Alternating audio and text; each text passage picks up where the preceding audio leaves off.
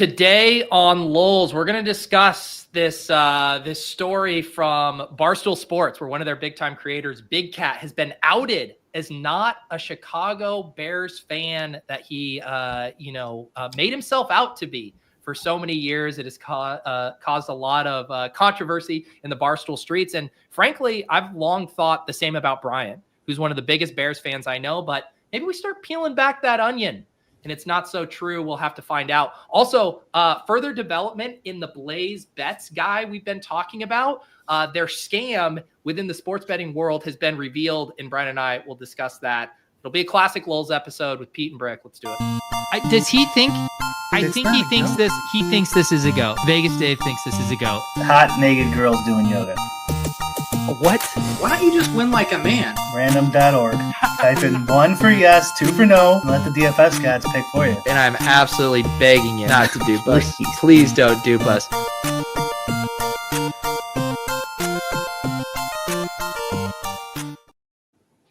All right, Brian. Sorry, I was running a little late, wrapping up off and on the clock. How are you doing today?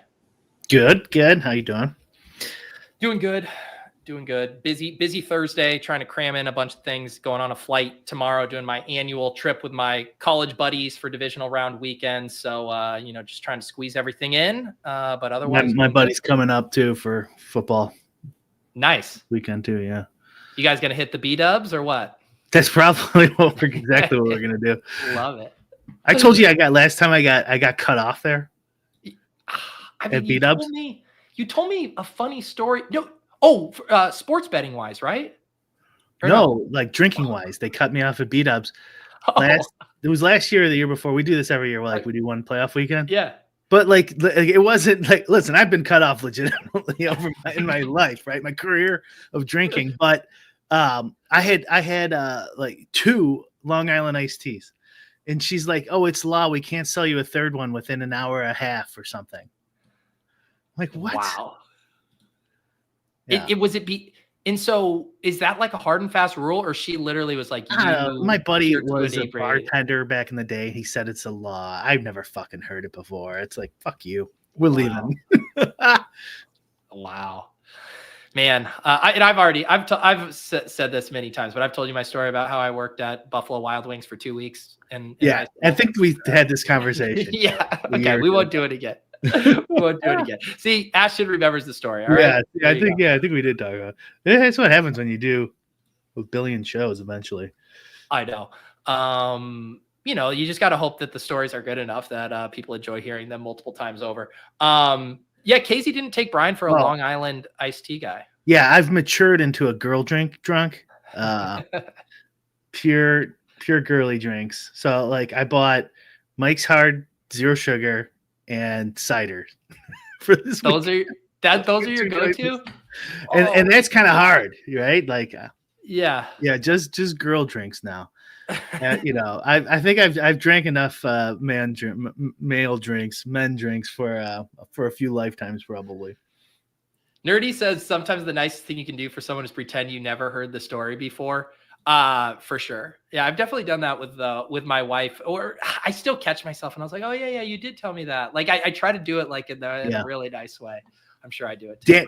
Dan, those are kind of your two choices. Once you pass 40, you could either do what Dan does, which is, the sophisticated, the different types of local breweries and IPs and microbrews and, whiskey. You could do the whiskey thing. Or you go girl drink. Yeah. That's it. Chat's going to kill you for calling IPAs IPs, though. I said IPAs, didn't I? No, you said IPs. IP freely, for sure. No, I'm the same way. We went to it was last weekend. Yeah, because the division or wild card games were on, and so we went just Lauren, April, and I to a bar or a brewery, and because they have a big good setup for watching the games. And I always order the most basic ass beers from the brewery. I look at the ABV. I'm like, what's the light beer, the lager, the Pilsner you have? I'm not trying any of their fancy ass beers. They're fucking cotton candy IPs. I'm just give me the, what tastes most similar to an Amstel Light. Can I have that? At this yeah. I'd be the but same. I feel cool at the brewery. And do you just have a Guinness? Give me a Guinness. IPA. I don't like IPAs. Me either. Call me crazy. I think the taste, like they're like they were like shit beers for pirates and shit. Like that's how they in the what was the old the merchant company, the Dutch East Indies. Oh yeah, that's yeah. Yeah, Right, because last it longer. didn't require the preserves. Yeah.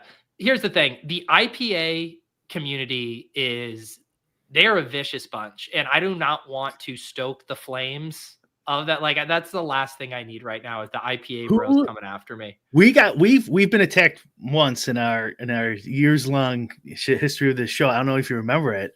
It was during the NFT boom. You made fun of, I can't even remember who.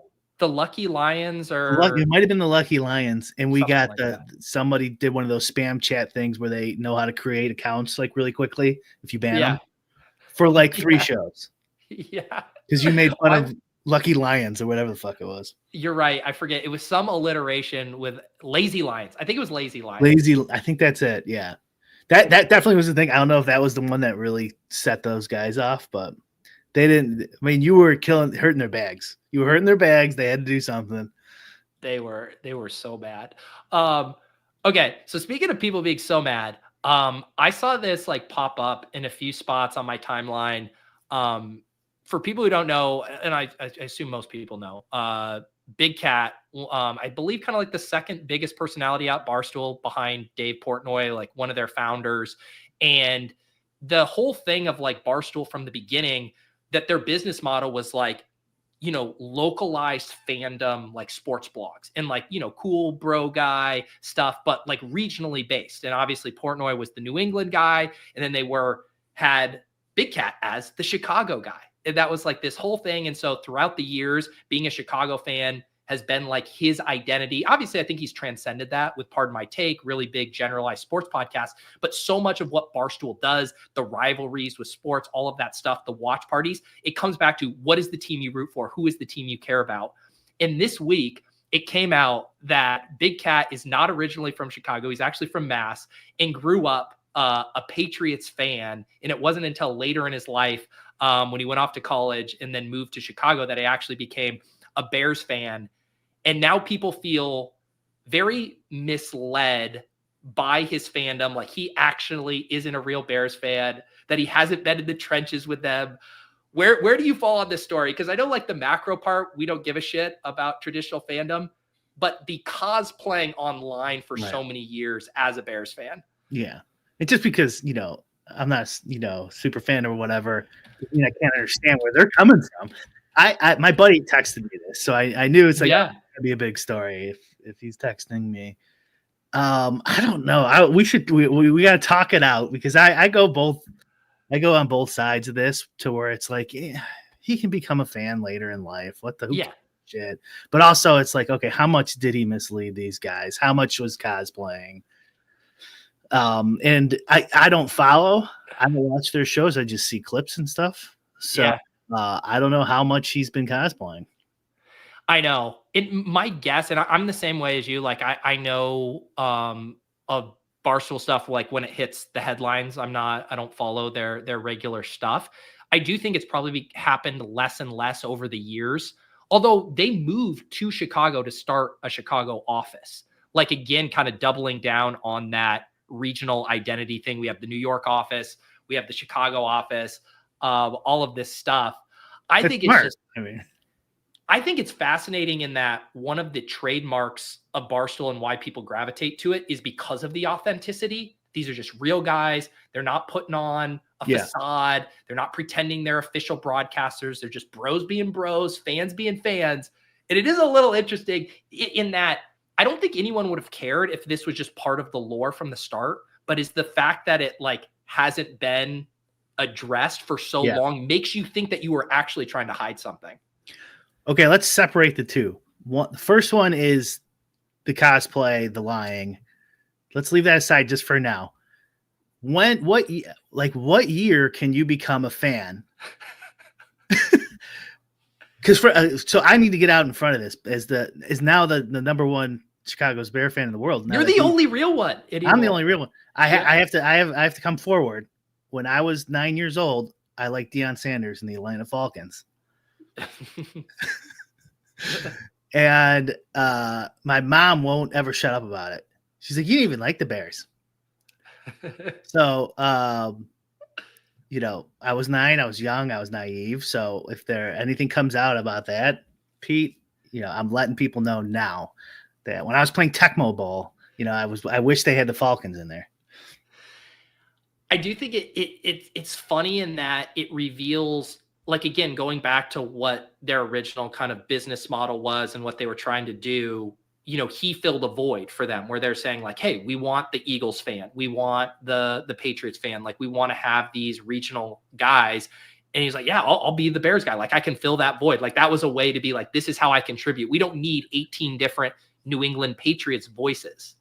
I mean, but this is a serious question for you and for chat. Like, what year could he like be like a credible Bears fan? So let's say he grew up in Boston. What year can he start saying, I'm a real big Bears fan. I moved here and blah, blah, blah, and announced I was a fan. How many, like when he's 18 to 26, 7 years, 8 years? I don't think the hardcores are ever going to allow you. I don't think unless you grow up. Do you have somewhere, to live there? Like grow up there? I think you either need that or you have to have been that fan your entire life. Like, you live in a different city, but you're like, my dad grew up a Bears fan. And so like I grew up rooting for the Bears in New England. And then it's like, okay, but you've been a Bears fan. There's like photos of Big Cat now wearing his Patriots shirt over his hoodie. Yeah, he wasn't that young in that picture. He wasn't that young. He was like a late high school or early college guy. Yeah, early college, late high school, yeah. So I don't think you can survive both of those. You can survive being a fan of that team in another state for your whole life. Yeah. Or you can survive having lived in that state for your whole life, but maybe like vacillating a little bit. But you can't survive both, I don't think, from like the hardcores. Okay. Yeah. So there's like an expiration date here. So like, yes. If you're like in your 20s and you didn't live in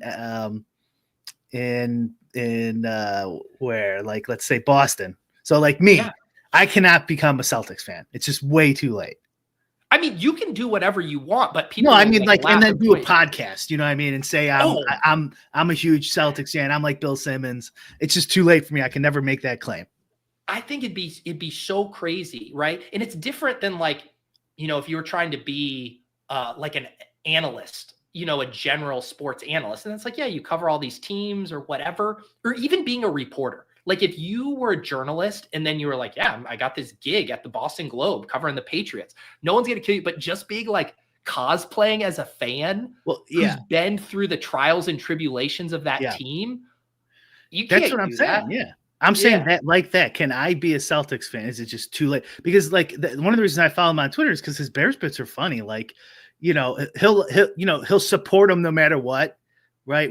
But it's the way he does it's really funny. You know, like Trubisky will throw like 3 picks in the first half and he'll just have a funny. Those were all good looks, you know, and he'll just defend them no matter what. But everyone knows it's a bit but it's all funny because he's supposedly a super Bears fan. Exactly. So which is what brought stakes to the content, right? Like, that's what made that stuff hit. And why people resonated and why entire fan bases won is because they view you as a proxy for what they've felt. And so I understand why, again, I don't give a shit like who you root for. Neither of us give a shit about that. But if you are selling something off of that thing and then that's not true, that's an entirely different issue. What about 18 years old? You're 18. you were caught up on the exact age for this. Yeah, I want to know what year you could become a super fan of a new team and do a podcast. Well, I will say this, like, my, you know, personal experience from it. So I grew up in Denver, you know, enjoyed the Broncos. And when I moved to San Diego, I dug my heels in. I became the biggest Broncos fan I'd ever been in my life for that stretch that I was in San Diego, because I was surrounded by all of the obnoxious Chargers fans. Yeah. I couldn't even, I'm trying to like put myself in like position if they were like, hey, Pete, like, you do sports media, like, here's this gig, like, will you cover the Chargers for us? it'd be so weird. It makes me wonder, like, what did his friends from high school and shit say when he became like the Bears guy? Because that's what I would think. Like, if my friends started seeing me blogging about the Chargers, they would have been like, "What the fuck are you doing? You're now the world's biggest Phillip Rivers fan. Like, what happened to you?" Yeah, not even blogging like about the news and what's happening. Like doing cosplay bits about about how big of a fan you are. Yeah.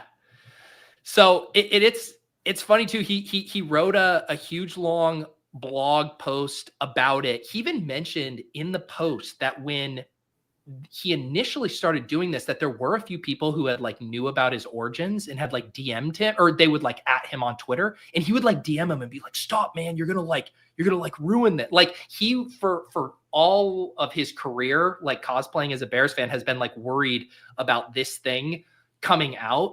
It's just fascinating to me because everything with Barstool is so transparent. I'm just like, man, how did you not see this coming? Like, how did you not just rip the Band-Aid off a long time ago? I'm going to kind of agree with KZ Brown here. 25 years old. You love this. After 25, you can't be a super fan anymore of a new state. Sorry, it's too late. You know what I mean? Like if you move to Germany at 25, you're still a fucking American. Sorry.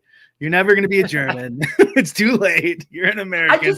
I think there's a distinction though. Like if you move to a new state, and let's say you're a 22-year-old, right? And you're trying to make friends and like, I have my wife's cousin who moved to San Diego, didn't know anyone. He grew up a Dolphins fan, I think. And he started just like rooting for the Chargers because everyone in his friend group, everyone he was dating, everyone were Chargers fans. And it was just like a thing for him to do to bond with new people in a new city. That is weird to me, is him going to San Diego, starting a podcast and being like, I'm a lifelong suffering Chargers fan. It's different. And then the whole persona, the Bears Saturday Night Live thing, it doesn't matter what they do. It's great. It's good type of stuff. Like playing into the local bit about the Bears. That it is two different things. But I mean, it's also the older you get, it's weird. Come on, like if you're 40 and then all of a sudden you become a super fan of some other team, first of all, you should be becoming less of a fan because it's stupid. No one should be fans. Being a fan is dumb. A ton. But if you're gonna, like if it's gonna happen, hopefully it's when you're younger. So I think I think that there's a hard cutoff. I think he was underneath that cutoff. So I think I could grant going to college at Wisconsin and like deciding you're going to live in Chicago and stuff and become, I think I could kind of see that. The second part though, the cosplaying, and I sent you a clip too. My buddy sent me where somebody says he said he grew up in Hyde Park. So people don't know that's where Obama's house is. It's on the south side. The University of Chicago area. It's like the only decent area on the south side. Don't go there. not even in Comiskey. Don't even go there. And he grew up, which is a weird place to pick where he grew up. He grew up in Hyde Park. Okay. All right. I guess it's possible. He grew up in Hyde Park and went to boarding school or something in Boston. That was his story. Yeah. All right. Yeah, it's pretty short, actually, I think. All right, let me see here. Can you hear this? No. You can't? Cannot hear it. Hang on. Sorry, I was sharing the wrong Chrome tab. Let me try this. There's a Hyde Park, Boston, too, huh? Yes. Here, can you hear this? And then yes, a text right afterwards of him telling me, don't say that I went to Highland Park High School. Because while I grew up in Highland Park, I went to a boarding school in Massachusetts. Okay, Highland Park makes more sense. That's northeast side, north of Chicago suburb. Or subject, and I'm like, well, he must have been like a bad kid or something if he got shipped off to. The boarding school line is a new one there. That's okay. I feel like we're stopping case audio, Dave, and you mentioning that. I feel like we're in case territory here. Yeah. It's that's very strange. It's like inventing Anna stuff. So I've always been an assumption just like Dan didn't want to talk about where he grew up. It was just kind of like not. Yeah. I didn't know that he was making up a story or telling people. Weird. That's Yeah, we were talking about last night at dinner. Just once it starts snowballing. That's what I was If thinking. he'd Yeah. done it 10 years ago, fine. That's also the incredible thing about Barstool is like the way stuff works when they have drama, like it's actually fodder for their entire network. It's like every show has to comment on it, everything. Like that's what makes people like them. Is they take these actual kind of pieces of drama and turn it into an office reality TV show series. But man, it illustrates a really funny thing about like fandom, and I would say the relationship of the Barstool audience with him. Like Big Cat provides entertainment. All of these podcasts, all of these things, they do all kinds of bits, stunts, yada yada, whatever, comedy. That's like what it's about, right? Like they provide entertainment that distracts people from their jobs and whatever, in the same way a lot of entertainment functions. But people do not like feeling misled. At the end of the day, like it doesn't really change the entertainment that they experienced from his stuff, but they don't like being told Santa Claus isn't real after Santa Claus has been showing up in their headphones and on their YouTube for 10 years or whatever. Definitely not. The bit too, I'm trying to like wrap my head around if like everyone knew. Obviously we can't go back in time, but it's definitely not nearly as funny if you knew he was cosplaying. Exactly. Like at all. Like, I mean, it's I guess it's kind of funny, but there's no way he'd get like, 2 million followers for being a Bears cosplayer. Right. Like imagine, and again, I don't know if this ever happened, but you're like watching a stream where they're sweating a Bears game and like something bad happens and you like punch a hole in the drywall because you're really pissed. And then it's like, oh, you went to a boarding school in Massachusetts and loved Tom Brady. Like it is just like you are just acting at that point, which again, I don't give a shit. But people who live and die by Barstool apparently do. I'm guessing he didn't go to boarding school. I think he went to a school in Newton, Mass. Yeah, but probably not boarding school. No, I bet he went to just one of the public schools. Yeah, well, the reason I'm saying that is because like that's like an elaborate. When people lie, they have to like give extra details, right? To like to make their story seem more plausible. Like why did you have to say boarding school? You just said I went to school and. I bet private school. Boarding implies that you live almost in a different state. Most people, when you hear shipped off to boarding school, it's like, oh yeah, you grew up in Chicago, but your parents shipped you off. I'm not even going to ask. I'm not even going to ask. Yeah, like he has to add on to that, which makes it even more slimy. Yeah. So, I think if it was his story that he said on those other clips, I think I'm fine with it. I think if this stuff though is true. Right. I agree with you, right? There's a huge difference between just omitting information and lying, right? If it just never came up that I'm from Newton, Mass. Like that's one thing versus I have concocted this story. Why is everyone from Newton, Mass, by the way? Isn't that where like Rogan and Bill Burr and everyone's from like Newton? Conan, like there's so many comedians. Conan. Yeah, Amy Poehler's from Massachusetts. There's a bunch. Yeah, but it's just wild. Because I do think I almost feel like this would have been like a way bigger deal if it hit like 5 years ago before they transitioned into being like a national podcast in just general sports. They cover all sports, all angles. One of the biggest sports podcasts in the world. I don't think like the focus of their podcast has like nothing to do with traditional fandom or being Bears, or there's not like a Bears segment or whatever that I know of, but it's just the fact that this went so long without being addressed that it now feels like, oh shit. And you know what happens with people too? And again, this is so dumb, but people are going to be like, well, what else is he hiding? What else is he not authentic about? What else is behind the curtain? That's the obvious main question is this little paragraph right here, maybe the one above it is, okay, well, maybe you're lying about being a Bears fan right out of Madison too. Right. Maybe you just took the job because you needed a fucking job and the job was to write about the Bears. Right. Yeah. Like maybe you're not telling the truth about any of this. and then he just cosplayed because it was doing so well. It's such an easy bit. Adam says he's shocked anyone's entertained by these poses. I also think there's an element here of people hate. There's a lot of people who hate Barstool, who hate Dave. Oh, yeah. And so anytime they get a chance to like shit on these guys, I don't listen to any of their stuff, but like you could clearly there's a group of people out there who hate these guys. So when they get a chance, like they're going to jump on it. And this is where I completely disagree. I am not shocked whatsoever. What they have done from a meta media experience, and I was just kind of discussing it before, they have cracked a code in a way that SNL hasn't, in a way that so many other media operations haven't. And they have taken media and they have turned it into an office reality show. People do not give a shit about Barstool because of their cultural commentary, because of their unique sports insights, because of anything. They like Barstool because they have opened up the doors and allowed people to watch them like a near 24/7 reality TV show. And they are invested in those characters and they continue to stoke the flames of that and allow people in on this. The whole reason we're talking about this is because they're now making this entire thing public across all their shows, yada, yada.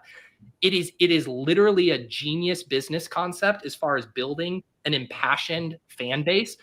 So again, not remotely shocking that people eat this up. It'd be like, why do people watch Keeping Up with the Kardashians? You know, shows that have. Oh God, yeah.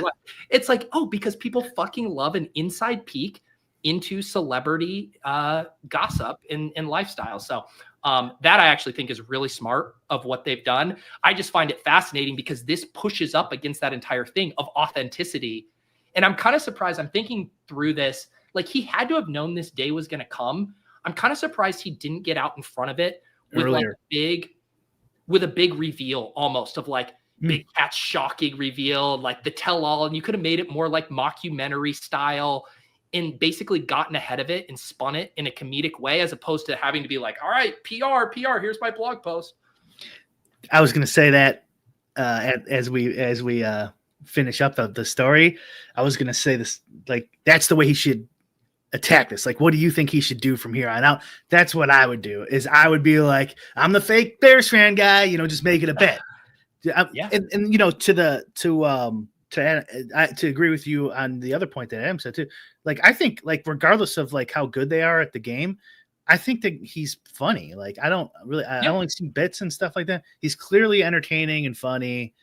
You know, you might not like that type of person or whatever, but like, I think clearly there's a reason he has so many fans, and it's not just because he did the Bears stuff. So I think they're funny, but I think that's what he should do, because it's also right in his wheelhouse. This stuff is not in his wheelhouse. Explaining why he lied. No, that's another thing too, where like Portnoy's thing is authenticity, I would say, because like even when he gets caught doing something slimy or stupid or whatever, like you see his explanations. It's like, he's just a dummy or something. You know what I mean? He doesn't know what he's doing. Like, he seems like he's like, I don't know, authentic. I would say a decent guy too, like real, maybe is a better word. But that's like, and that's by like the persona he's crafted, right? Where he takes it might all be fake. Yeah, that'd be hilarious if he wasn't from Boston or whatever. He God, didn't like the Patriots. That would be hilarious.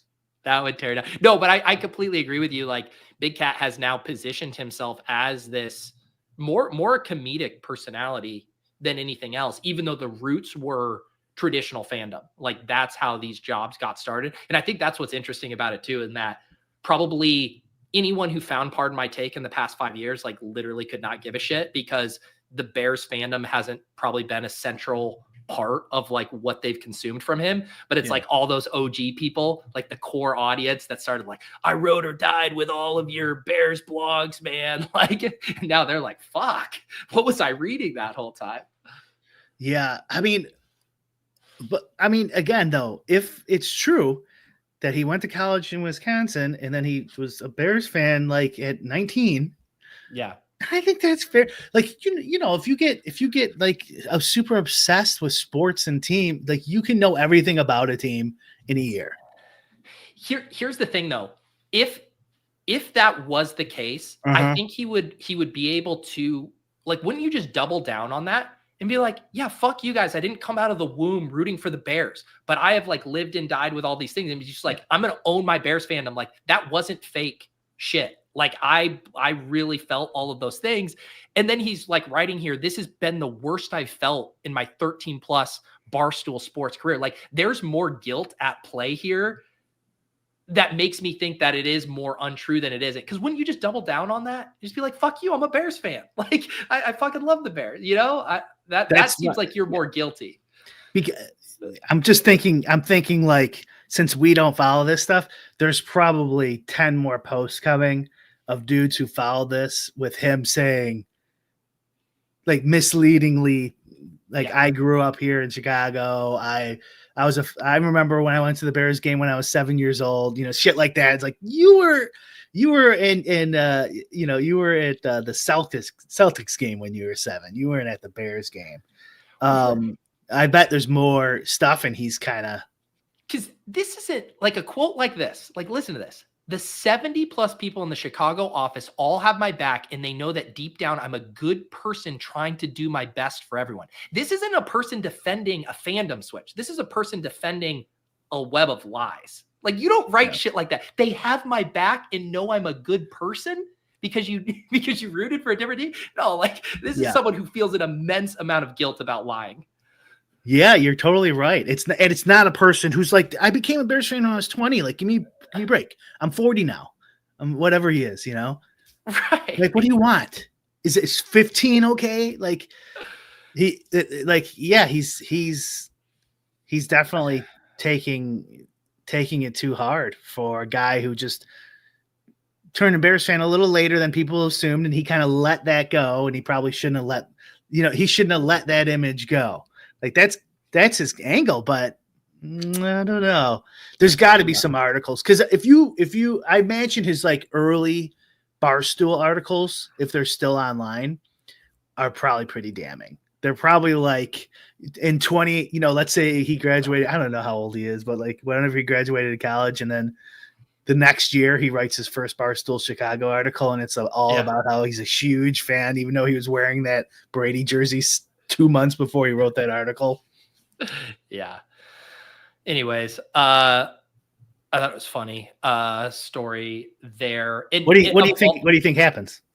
Nothing. Oh, nothing. I think it blows over. I don't think he's got to figure out the Bears bet thing, because that's still a big part of his tweeting regimen and everything. And like, are you just gonna go right back to I'm #1 Bears fan and do all my bits? I think I saw a bit from him because I went to his timeline after I read about this to see if he had tweeted, and he had done a few jokes like talking about the Vikings in the we sense, which is like a funny bit of being like, now I'm a Vikings fan, being like, oh, we now don't have to bring back Kirk Cousins or something. It was something like that, or Sam Darnold. So he was already spinning it as a bit. He should totally do that. Yeah. And Patriots. He's got to do Patriots bit. Like, who are we going to draft this year? Too bad we didn't get the #1 overall pick. That is honestly like, if I were him, I would be like, all right, for the next month, like every month for the next year, I'm going to root for a different team and be an impassioned fan for that team and write blogs from that POV or something. Just completely swallow it up. Like, what's the classic thing, right? You turn into the skid. You do not run from it. You embrace it. Oh yeah.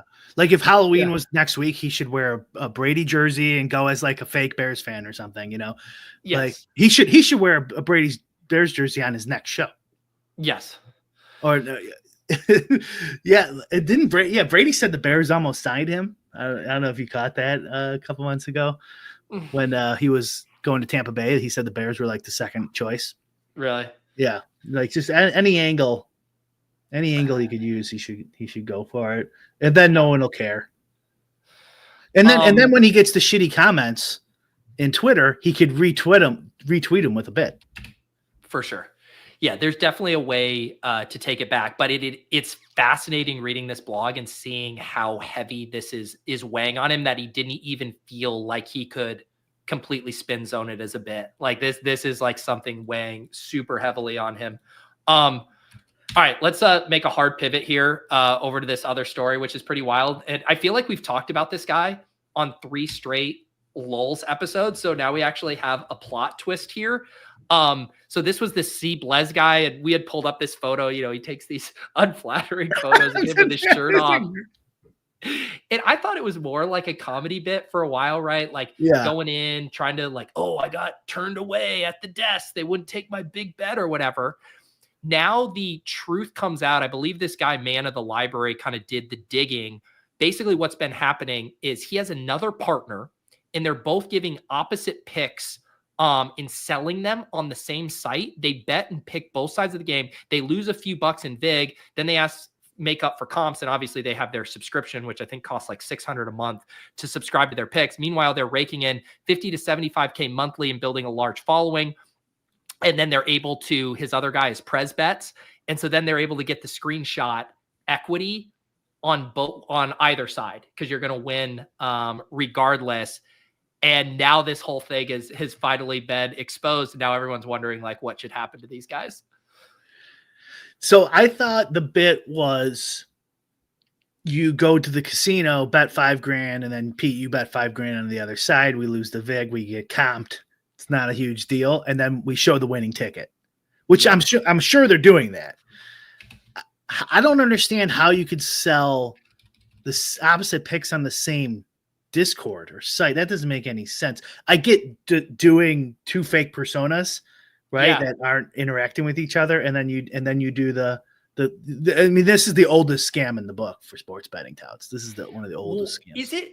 Is it just as simple as they've cultivated different audiences? Is like one guy a Twitter guy and the other's the Instagram guy, and their self-contained audiences don't know about the other guy? Yes. Yeah. And you could do two different personas. Like you do the one guy's like a quant, a fake quant. And then the other this guy's more like a whatever Vegas Dave. He takes his shirt off. I don't even know what he's doing with the nipple showing, but put those fucking nipples away, Blez, please. It's so good. And then people are mad because he would show pictures too of his house, right? Like this is what it takes to grind like this, and it's just a bed on the ground with no frame and shit like that. I bet that's their actual apartment when they first started doing this. Because there's the couple different, the other model, right, is the Vegas Dave model, where you bet like minus 10,000 faves and just say you have just the most absurd win record of all time, not even addressing the risk of ruin involved in those kind of bets. Man, I bet Vegas Dave, do you think he saw this story and he's like, fuck, man, like, why didn't I find my alter ego to go into business with so I didn't have to just bet minus 10,000 faves every time? Maybe. I have a feeling that Vegas Dave doesn't even like know how to read, so he probably can't even see this. Do you think these two bros were just like sitting in their apartment, like, you know, like they both don't have jobs, they suck at Madden, nothing to do? I need to see. Does the other guy have a Twitter account? Blez Bets. Okay, here he is.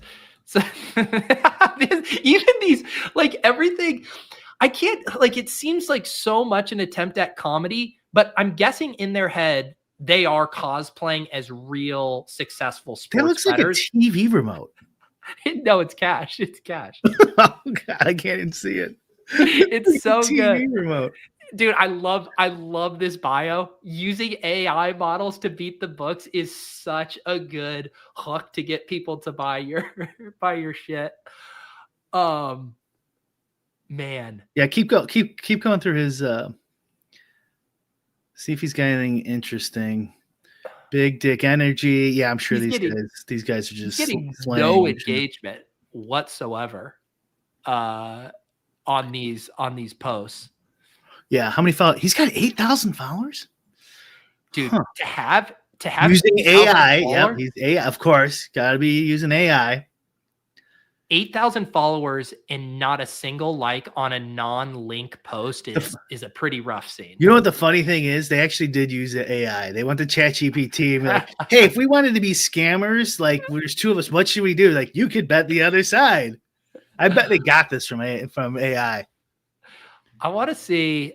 Now I'm like, this is kind of like our Ben, the better stuff. I'm wondering, did these guys ever interact with each other on Twitter?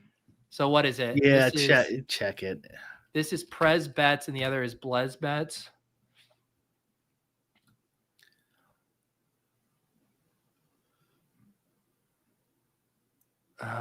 I don't know. I would have to do a deeper search, but it doesn't look like they interact with each other. So that was part of the scam. The funny thing is, like, this guy who wrote this whatever article or claim about these guys, we just immediately believe it. But it's almost like definitely true. Yeah. Man, this is so. incredible. Those I'm assuming those 8,000 followers are fake. I mean, they have to be.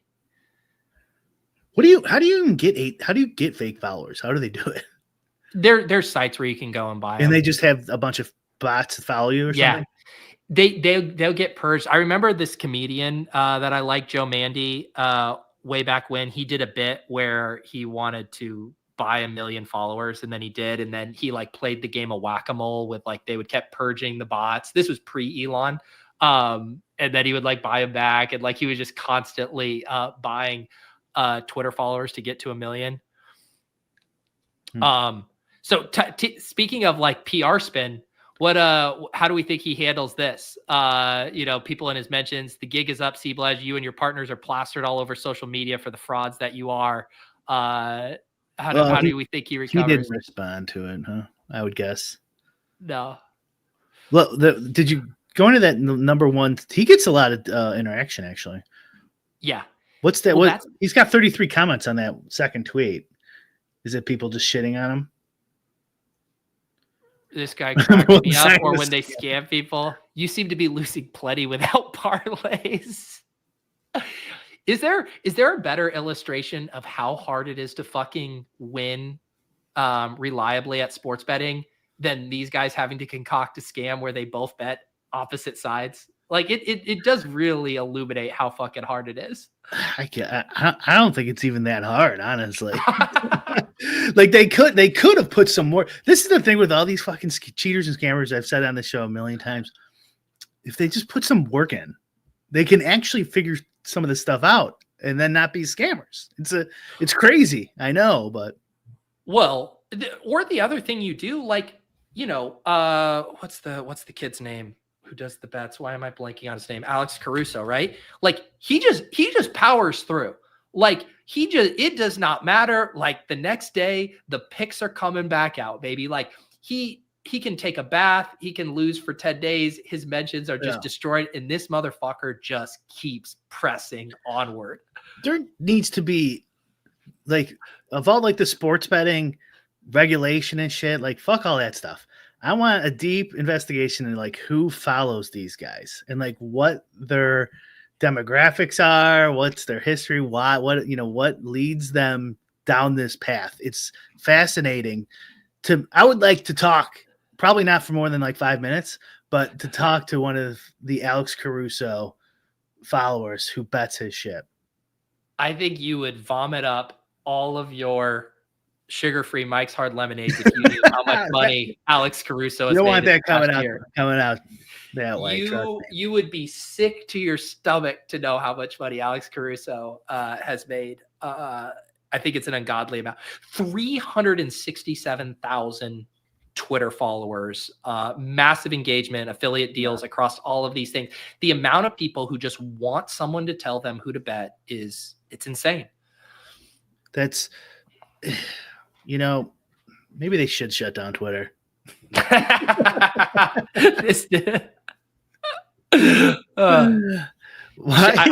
gonna keep big timing him though. He follows me. Haven't given him the follow back yet. Yeah, you gotta. Yeah. Well, now that he follows you, maybe he's watching this. How much money do you make, Alex? Tell us. See, and look, like they do partnerships with sites I've never even heard of. Chalkboard. Have you heard of Chalkboard? No. Chalkboard has 2 huge free squares for users today. Code Caruso for $100 deposit match. And that's the thing, because they'll just pop up these new sites and they'll be like, we'll give you a $200 CPA on first time depositors. He doesn't give a shit. No. I can't imagine this guy's been around for all the companies that ghost people. Have you heard about Rebet? I have Nope. not. Well, it's now legal in 46 of 50 states. And if you use code Caruso, you'll get a $100 deposit match when you join with this link. Mm. I mean, it's like, how many different sports betting sites can I even find on here? It's incredible stuff, though. Those links, no one goes to those fucking links anyways. He got 77 likes. Is his engagement real? You think? Yeah. Yeah. I mean, again, like you could say, adjusted for 300,000 followers. Dude, here's another one. Have you heard of Sweep DFS? Where are all these sites coming from? Get a free $10 bet when you sign up. If you are a sports betting site that's on the up and up and you have not slid into Alex Caruso's DMs for a deal, you are losing, brother, because this guy would show up to the opening of an envelope. I'm telling you right now. Do you think he just gets CPA, or do you think they give him cash too? Dude, I bet with his Twitter following, I bet he's negotiating a little flat cash up front and a CPA. I bet he's not having to free roll these companies with his Twitter following. It's good work, man. What's funny is with these guys is whenever we do a little bit, it's usually about like a month to 2 cycle before the downfall of that person. If you notice this trend, there's usually something happens to these people. It never clear sailing. It is Like the other thing like Taylor or whatever her name is. We did our first thing on her. Like a month later, she rugged people. So her career's over. She's back now. I think she bounced Yeah, back. well, I think we know why.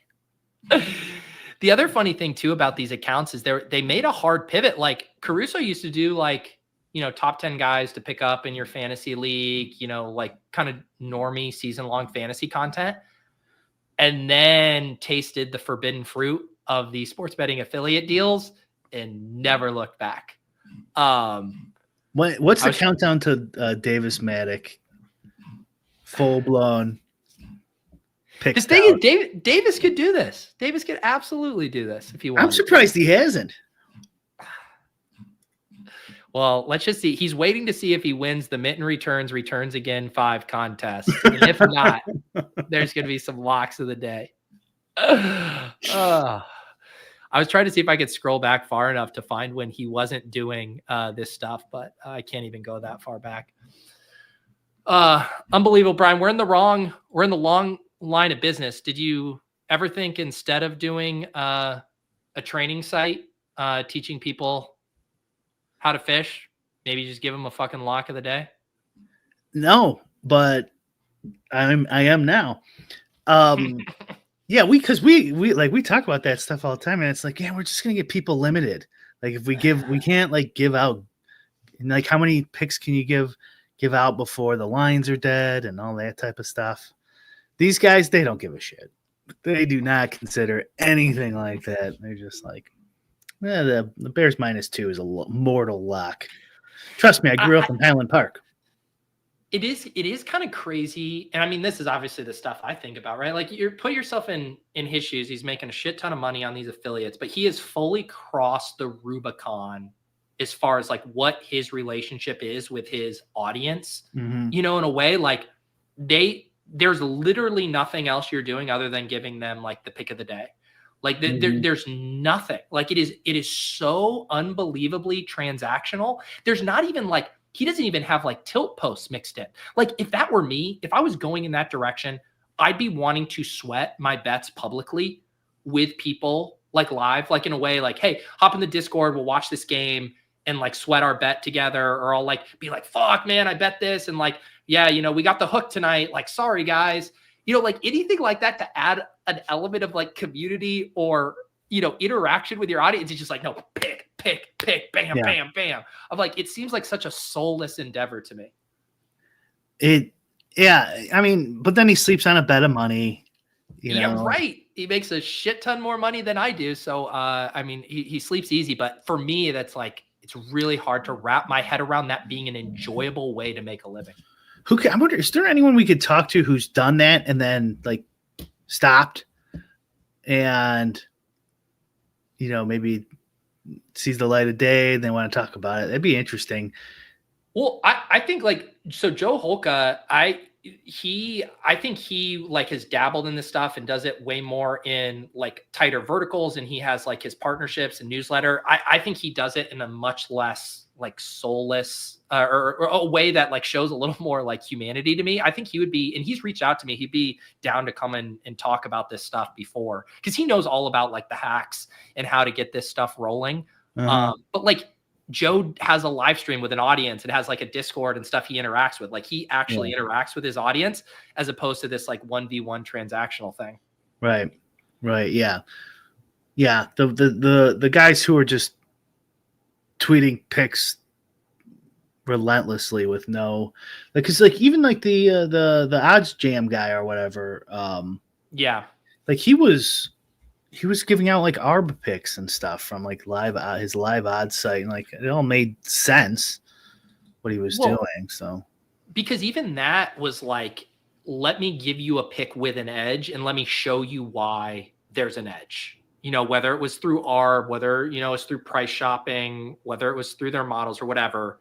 But this where it's just like, all right, here's like 2 sentences of fake research of why this is a good bet, and we're going to move on.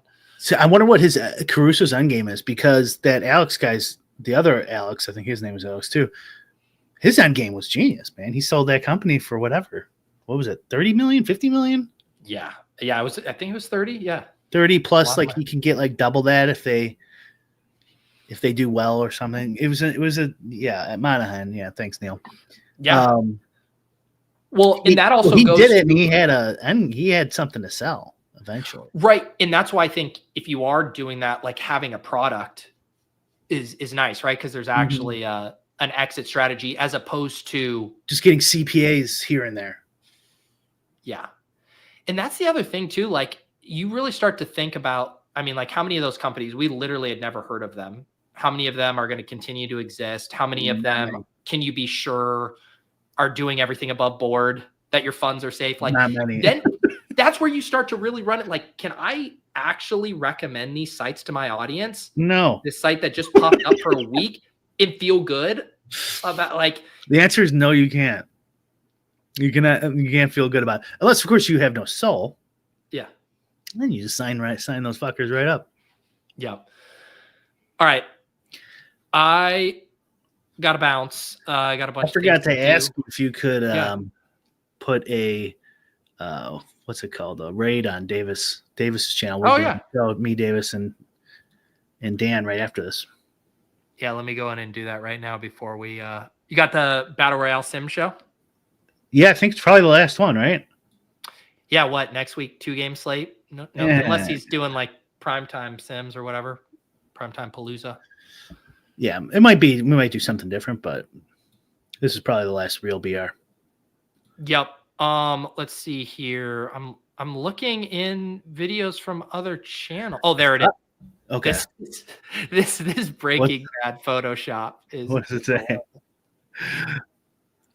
It says Battle Royale in the Breaking Bad like logo theme, and then nerdy is Walter White, and Davis is Jesse or whatever. Okay, there he goes. Because we're setting up a redirect for you, Davis, and we've also looked into your future, and we've decided that if you don't win the mitten, you're gonna Alex Caruso. Yeah, straight bet tout, pick of the day tout. Davis, if you want to do a thing where we kind of have the same service, you bet one side, I bet the other. Whose shirt's coming off? I'll show a little bit. I'll be the Blez. You have nip slips all the time, so it's clearly more your style. All right, go watch the Battle Royale Sim stream with Bric, Davis, and Nerdy. Like I mentioned, with Off and On the Clock, this will be my last show for the weekend as I am traveling, and I will see you guys all back next Monday for shows and the like. Otherwise, have a great divisional round weekend and go watch the Battle Royale Sim. So we'll see you guys next time.